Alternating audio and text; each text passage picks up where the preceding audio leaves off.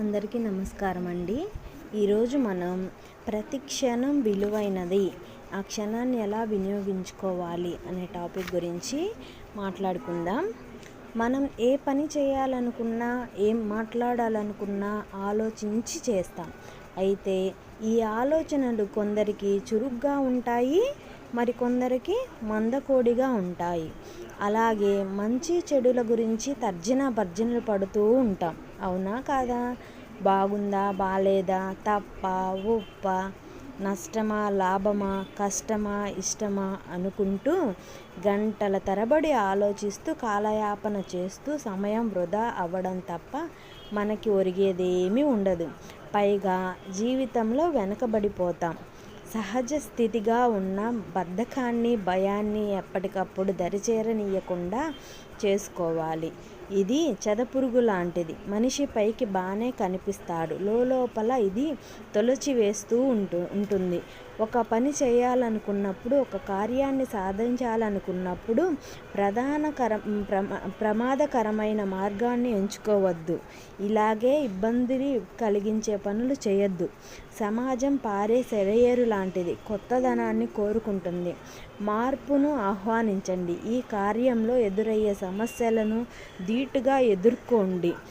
మనిషి బ్రతకడం కోసం పోరాటం చేయాల్సింది. అందుకే ఏది తనంతట తానై నీ దరికి రాదు అంటారు ఓ సినీ రచయిత. సాహసం చేయడం కూడా తప్పనిసరి. ఇది చేయలేని వ్యక్తులు ఓటమి పాలవక తప్పదు. కనుకనే ఓ తెలుగు సినిమాలో సాహసం చేయరా డింబక, రాజకుమారి తప్పక వరిస్తుంది అనే మాటలు ఉన్నాయి. సాహసం చేయలేని వారు బద్ధకంగా ఉంటారు. కలిసొచ్చే సమయం ముందుందని, ప్రస్తుతం గ్రహాలు అనుకూలించడం లేదు, ఓ ఏడాది ఆగితే అదృష్టం కలిసొస్తుందని జాతకంలో రాసుందని అనుకుంటారు.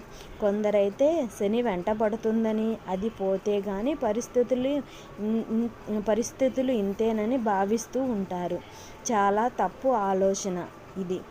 మన ప్రయత్నం సఫలీకృతం కాకపోతే గ్రహాల ప్రభావం అనుకుంటూ కూర్చుంటే పప్పుల్లో కాలేసినట్లే. విజయం సాధించడానికి, అందుకోసం ప్రణాళికలు రూపొందించుకోవడానికి ఒక్కొక్కరు ఇతరుల సహాయ సహకారాలు తప్పక అవసరమవుతాయి. వారి సహాయం తీసుకుంటే తక్కువగా చూస్తారేమో అని భావించనక్కర్లేదు. మనిషి సంఘజీవి, ఒంటరిగా బ్రతకలేడు. ప్రతి పనికి ఇతరుల సహాయం తప్పక తీసుకోక తప్పదు. వ్యవసాయదారుడు, వ్యాపారస్తుడు, వైద్యుడు, ఇంజనీరింగ్ శాస్త్రవేత్తలు, ఈ విధంగా అందరూ ఆధారపడి జీవించాల్సిందే. మనకు లేని ప్రతిభ ఇతరులకు ఉండొచ్చు. దాన్ని మనం గుర్తించి అభినందించాలి. సమయం చాలా విలువైనది. అందరూ చెప్పేది గడిచిన బాల్యం తిరిగి రాదని, గతించిపోయిన రోజులు కూడా మళ్ళీ రావు. అందుకే ప్రతి క్షణం విలువైనది, ప్రతి నిమిషం వెలకట్టలేనిది. కనుకనే లేనిపోని ఆలోచనతో, అనుమానాలతో సమయాన్ని వృధా చేసుకుంటే తెలివి తక్కువగా చురుకైన నిర్ణయాన్ని సరైన సమయంలో తీసుకోవడం ఎంతో మంచిది. Time is money.